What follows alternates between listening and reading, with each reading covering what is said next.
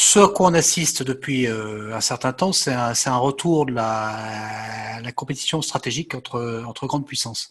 Et assurément, la Russie en fait partie.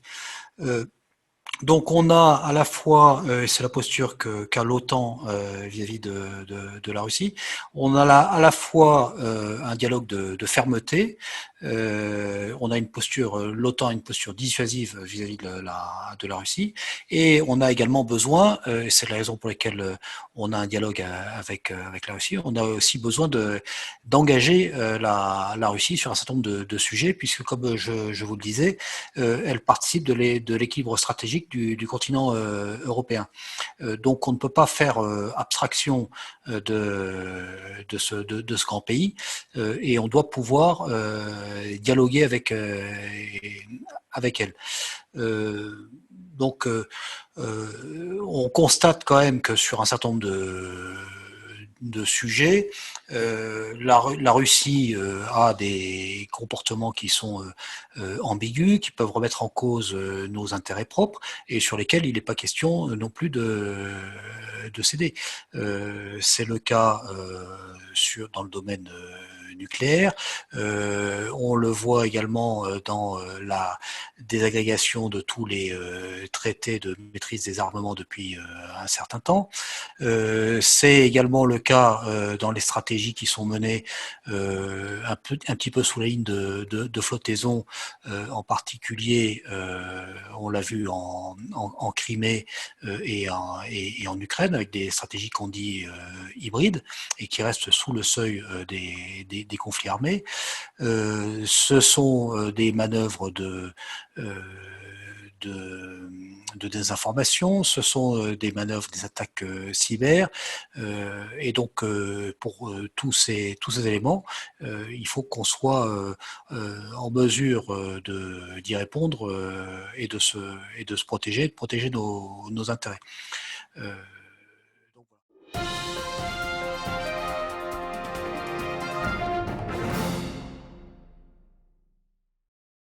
Intervenir rapidement, hein. Quand on dit ennemi, ennemi, c'est déjà dans quel domaine? D'accord? On parle de l'approche globale. Est-ce que c'est un ennemi économique, politique, militaire et tout? Et c'est sûr, par exemple, quand on lit De Villiers, et ces livres qu'il a écrits, hein, le général De Villiers, rappelez-vous, il a bien dit que le monde moderne, et notamment la France, fait face à deux grands risques. C'est le terrorisme et les conflits de haute intensité qui commencent à revenir à la surface en tant que risque. Et pourquoi est-ce qu'il parle de ça? Parce qu'il parle de l'armement, du réarmement, notamment nucléaire, de la Chine, de la Russie. Et donc dire que la Russie est l'ennemi d'aujourd'hui, en tout cas, c'est celui qui, comme disait Luc, utilise une stratégie du désordre, à la fois cyber et compagnie, mais aussi militairement, il souhaite refaire peur. Et donc, si vous faites peur aux gens, les gens, naturellement, dans cette approche globale, vont avoir tendance à vous considérer comme un ennemi. Ennemi, c'est déjà un peu fort comme terme, militairement parlant. C'est que chez les militaires, tout ce qui est hostile doit être détruit. C'est une règle. C'est pour ça que la classification est importante. Donc, est-ce qu'aujourd'hui, on peut dire que la Russie est ennemie? Naturellement, on ne va pas dire non. Enfin, on ne va pas dire oui plutôt.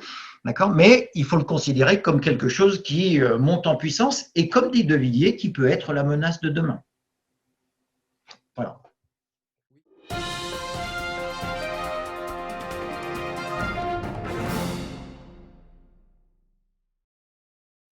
Alors, l'actualisation stratégique, elle avait pour vocation, après la revue stratégique de 2017, de faire un arrêt sur image, voir si les constats qui avaient été posés en 2017 sont toujours valables, si les tendances se sont amplifiées ou au contraire se sont atténuées.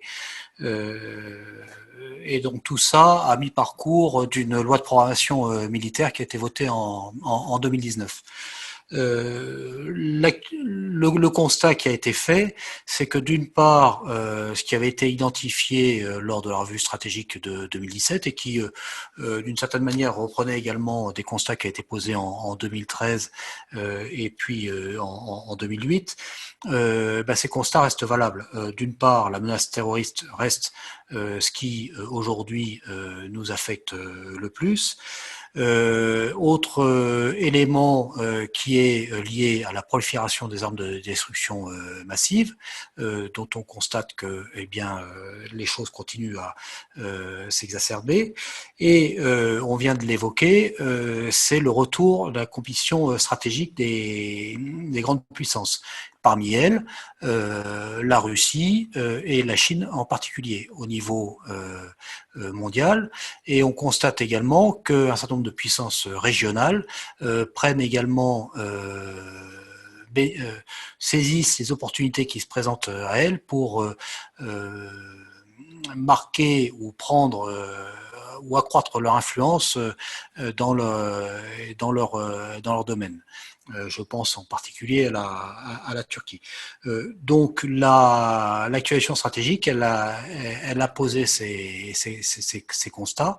Elle a également fait le bilan des actions qui ont été entreprises depuis 2017 pour confirmer le fait que la politique qui est menée aujourd'hui dans un certain nombre de domaines est la bonne, en particulier les stratégies que nous avons élaborées, stratégie spatiale, stratégie cyber, la montée de la confrontation entre les États-Unis et la Chine, donc une stratégie également indo-pacifique pour laquelle la France a un rôle à jouer en tant que puissance riveraine, et encore un certain nombre d'éléments de cette nature. Il y a aussi un facteur nouveau qui n'avait pas été anticipé, même s'il avait été évoqué lors des précédents exercices, qui est ce qui fait qu'aujourd'hui, au lieu d'être tous ensemble dans une salle à discuter ensemble, on le fait par visio. C'est la pandémie liée au Covid. Elle va avoir les conséquences de cette pandémie vont être considérables pour nos pays, à la fois parce qu'elle montre qu'il y a des enjeux liés à la résilience de nos sociétés, et puis également parce que les conséquences économiques vont être dramatiques. Donc derrière ça, le fait de rappeler que les enjeux de sécurité pour nos pays restent des enjeux pour lesquels les tendances se sont exacerbées, montrent qu'il ne faut pas baisser la garde. Et donc c'est aussi ce type de message que l'actualisation stratégique porte.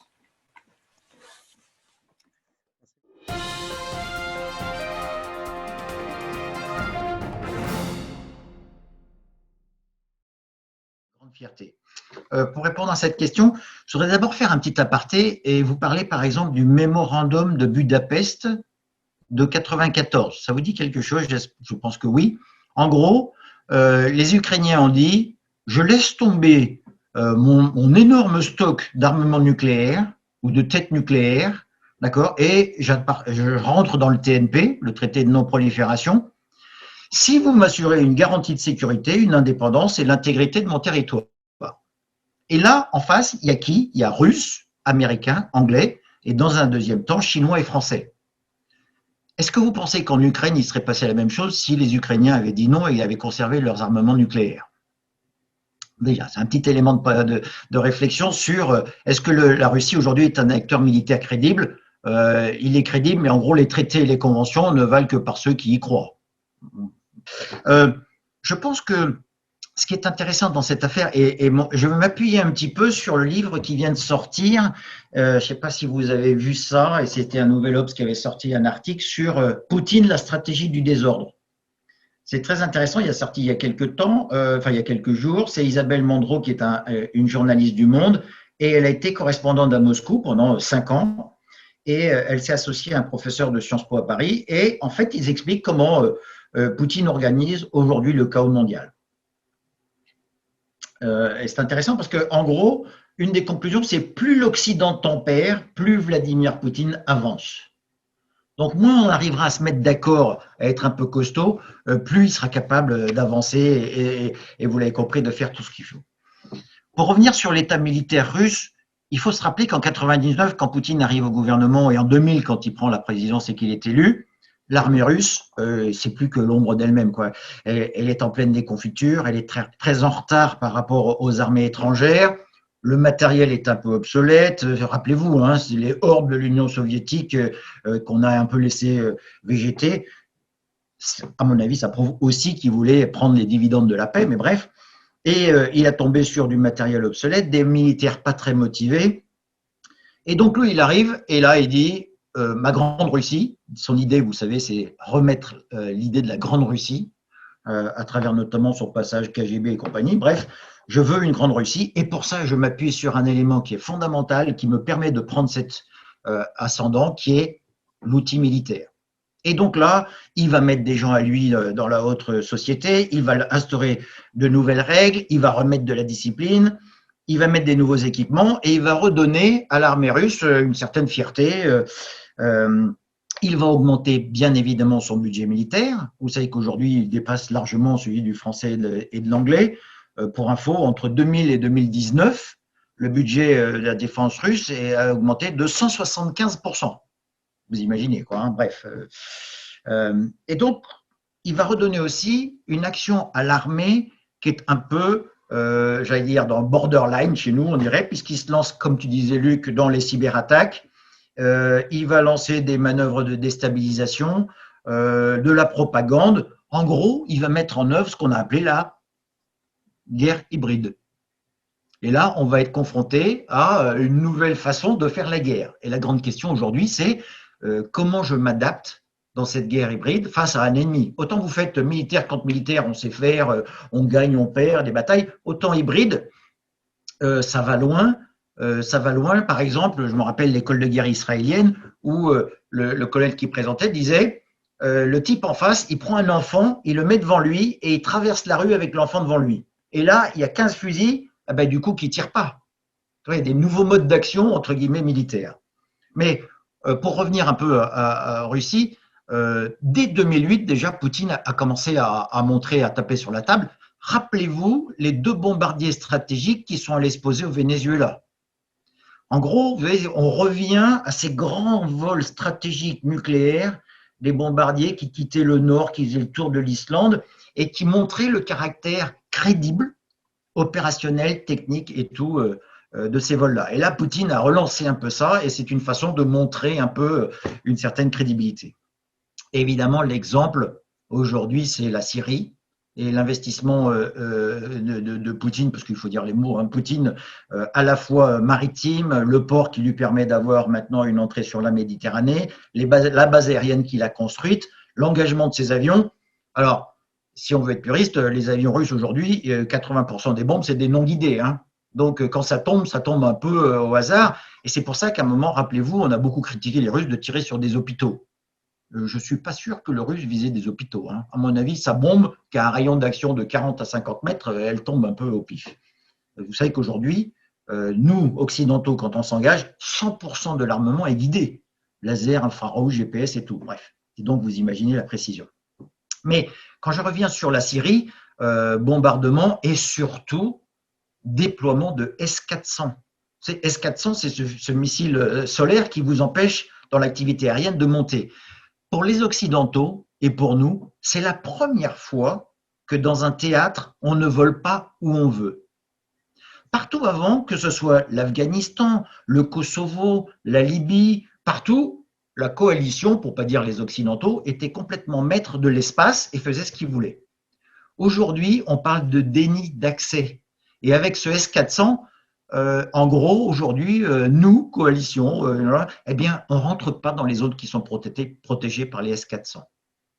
Alors, les spécialistes vous diraient que nos avions, on sait comment ça marche et à la rigueur, il y a des moyens, on va appeler, c'est le glaive et le bouclier. Hein, on sait comment se débrouiller face au S-400. Mais aujourd'hui, dans ce temps de crise, on ne va pas prendre le risque et on ne va pas escalader la tension. Et donc, pour dire que aujourd'hui, est-ce que la Russie est un acteur militaire crédible? Il y a des capacités qui montrent que dans certains domaines, ils ont fait des efforts et aujourd'hui, ils sont assez crédibles. Regardez ces pays régionaux qui veulent acheter du missile solaire russe, hein, mais pas que. si on veut être puriste et regarder un peu l'armement, tous les pays qui ont acheté russe il y a 15-20 ans, aujourd'hui, ils n'ont plus de pièces détachées et ils ont un maintien en condition opérationnelle de l'armement qui est déplorable, quoi, hein. Pour la petite info, moi je vais un petit peu à Kinshasa de temps en temps. Je veux dire, les Congolais qui ont acheté russe, aujourd'hui, il n'y a pas un hélicoptère et pas un avion qui vole. Bref. Donc, tout ce qui va avec sur je vends de l'armement, mais qu'est-ce qui va derrière? C'est un petit aparté pour dire que l'occidental se débrouille peut-être un peu mieux là-dedans. Mais bref, toujours est-il que, pour répondre, et j'arrête là-dessus, sur est-ce que la Russie est un acteur militaire crédible, eh bien, l'affaire de la Syrie a montré qu'il avait des capacités.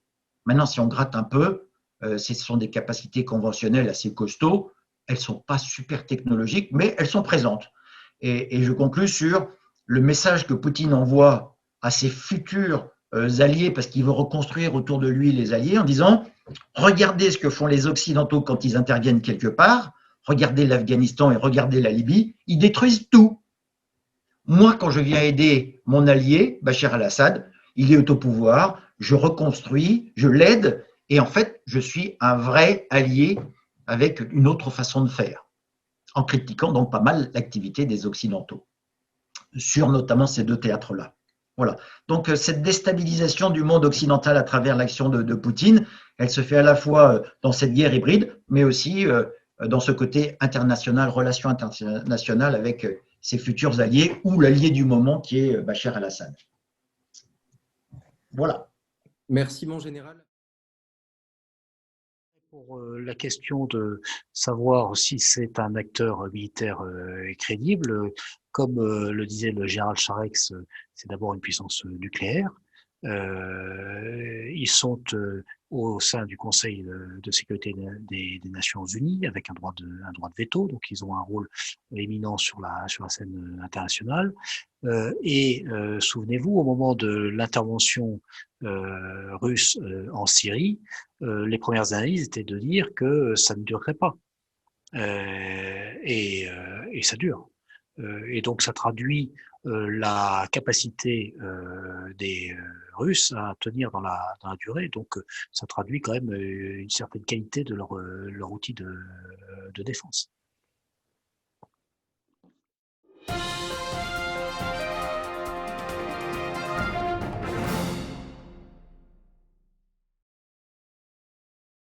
Alors, je voudrais commencer, pour répondre à cette question, à vous lire une phrase de Poutine qui dit « Nous ne cesserons de renforcer notre potentiel nucléaire et nous le ferons à l'avenir, mais non pour menacer qui que ce soit, mais pour nous sentir en sécurité, pour être tranquille et avoir la possibilité de réaliser nos plans dans le domaine économique et dans la sphère sociale. » Bon, évidemment, c'est une phrase qui va bien et qui est très, entre guillemets, politique, mais en gros, aujourd'hui, la dissuasion est l'outil nucléaire et c'est ce qui permet encore aux Russes d'avoir une vraie décision, une vraie place dans le monde aujourd'hui.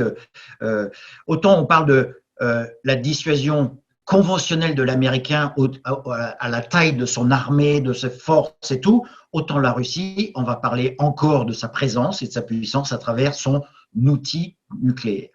Et comme Poutine l'a très bien compris, il va faire une déclaration dans les années 2018 où il va dire « Je lance des super grands programmes d'armement nucléaire ». Et là, il va parler par exemple, alors je vais vous les citer, il va sortir un planeur hypersonique qui va s'appeler Avant-Garde, d'accord, qui est capable de porter des charges conventionnelles nucléaires. Il va annoncer que le missile est désormais en série. Et on a déjà dit qu'on le positionnerait comme par hasard pas loin du Nord et de l'Arctique. Mais ça, pour la rigueur, on pourra en reparler et tout, parce que ça, c'est un autre élément intéressant pour les Russes. Qu'est-ce qu'il va dire? Alors, il va prendre la parole, il va montrer des images de ces nouveaux matériels. Comme par hasard, pour les spécialistes, ce sont des images de synthèse. Donc, ça vous explique un peu derrière, peut-être aussi une limite de tout ce qu'il va dire. Mais pour ce missile, il annonce quand même des Mach 20. Il annonce des mégatonnes, une mégatonne comme tête nucléaire. En plus, quand il va approcher sa cible, il va être capable de faire des manœuvres qui vont bien. Ensuite, il va dire, il y a un autre programme qui est génial, que je vais mettre sous mon avion, et qui va s'appeler le Kinjal. C'est un armement air-sol, donc que je mets sur un avion, je tire sur le sol, et là, 10 000 km, mon missile va prendre Mach 10, je le tire à 10 000 km d'altitude, et il a 2 000 km de portée. Comme par hasard, c'est ce que les Américains ont juste annoncé dans leur Global Prone Strike Command, d'accord, sur leur capacité à travailler sur ce nouveau missile.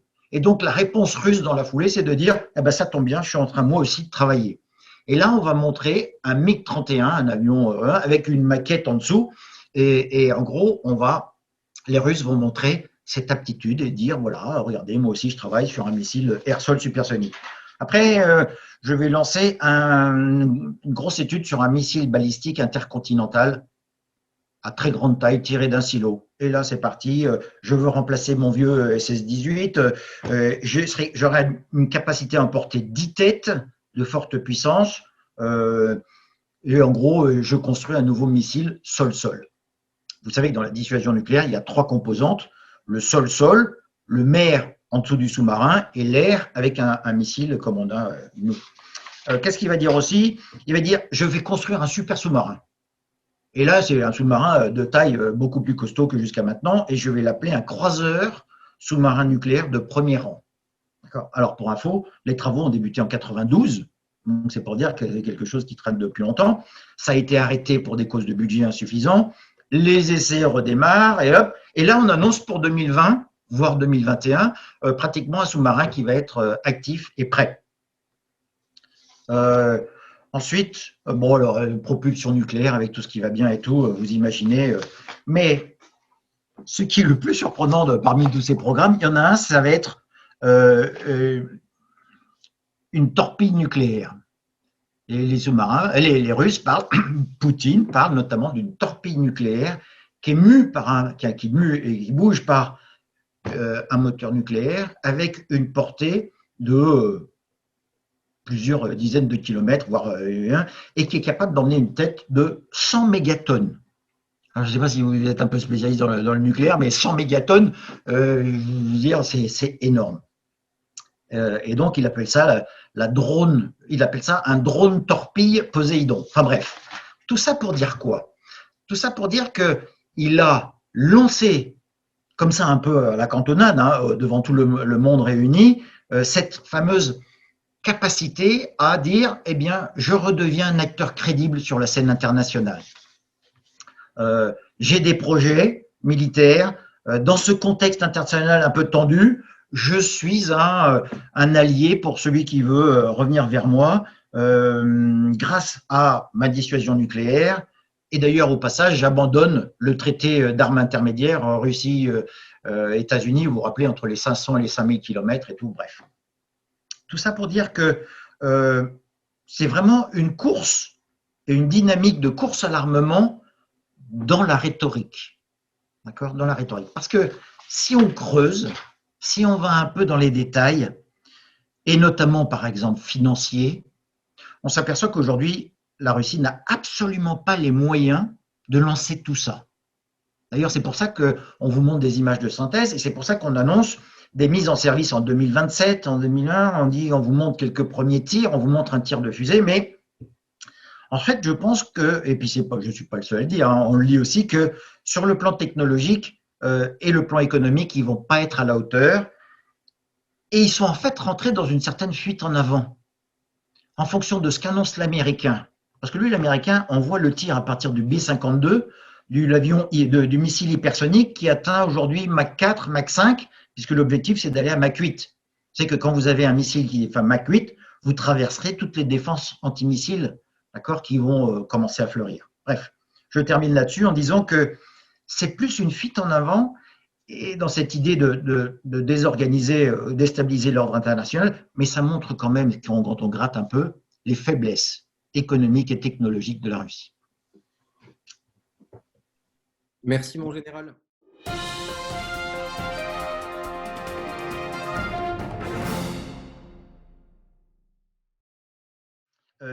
Je pense que ce qui est notable, c'est que nous, occidentaux et notamment français, on fait face à des modes d'action qu'on n'avait pas identifiés. On n'avait pas identifié qu'on pouvait aller attaquer cyber ou faire vis-à-vis de nos satellites des actions, d'accord, où vous avez comme par hasard un satellite russe qui s'approche un peu, qui va butiner, qui va un peu vous empêcher d'utiliser votre satellite comme vous le voulez. En gros, il n'y a plus aucune barrière dans l'action russe aujourd'hui, qui, je pense, a bien compris que s'il était conventionnel, force contre force, le niveau technologique, il y a un gap technologique qu'il n'a pas encore franchi. Et d'ailleurs, à mon avis, c'est encore une des chances que nous avons.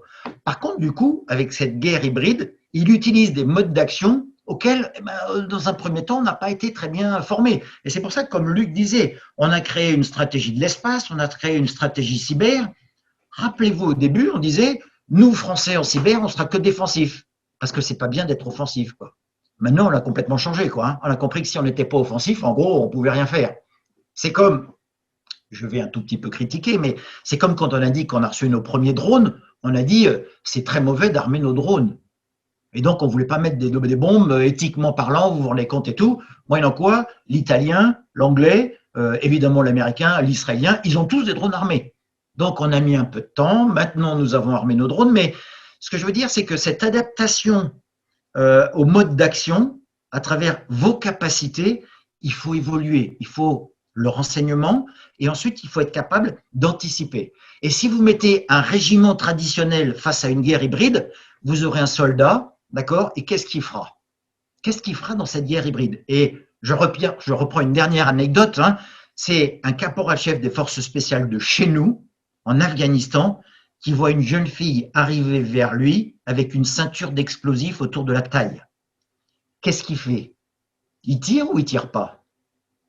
Vous vous rendez compte un peu ces nouveaux modes d'action, quoi. Hein. On est confronté à quelque chose de nouveau. Et là, eh bien, il va falloir s'adapter, à la fois dans les doctrines, dans les stratégies, et puis dans les modes d'action. D'accord? Et donc, on a commencé à le faire avec ces nouvelles stratégies.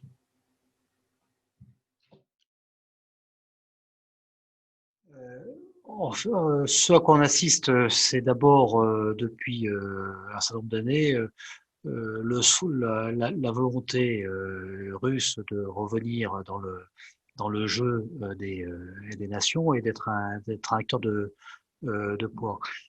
Et là, elle exploite toutes les opportunités qui se présentent à elle pour pouvoir, d'une part, remettre en cause l'ordre mondial qui a été établi à la suite de la Première Guerre mondiale et puis à la suite de la fin de la guerre froide. Et tout est bon. Donc c'est aussi une stratégie opportuniste. C'est tous les moyens qui vont permettre de diviser les Occidentaux, qui vont permettre d'affaiblir nos sociétés, sont bons à prendre. Et à cet égard, les manœuvres de désinformation, les attaques cyber et ce genre de modes d'action sont particulièrement utiles et intéressants. Après, à partir du moment où les limites qui se posent aux pays occidentaux ne sont pas les mêmes que celles qui se posent à des compétiteurs stratégiques comme la Russie, eh bien, les règles du jeu étant différentes, ils ont beau jeu de pouvoir exploiter tout ce qui fera que ça restera sous, comme je le disais tout à l'heure, sous un seuil de conflictualité, sans que tout en gênant notre action. Après, pour la question de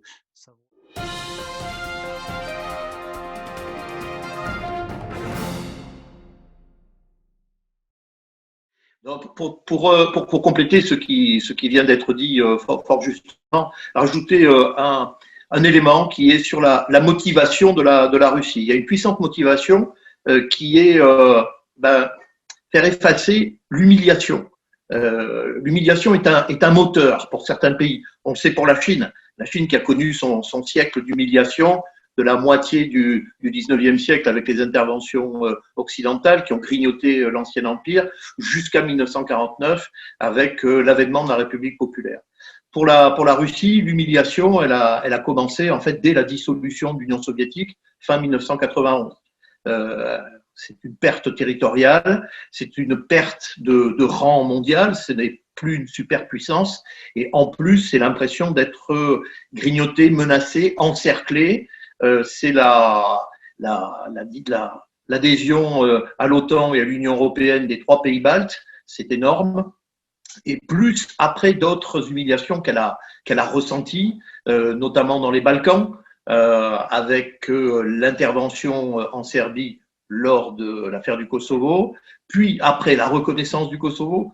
Donc, on a un moteur de recherche de mettre fin à l'humiliation qui est important. Donc, c'est un élément donc, qu'on doit prendre en compte. Mais le problème, c'est qu'on ne sait pas déshumilier la Russie. Et ça, c'est un élément qui sera toujours très difficile à intégrer dans le dialogue avec la Russie.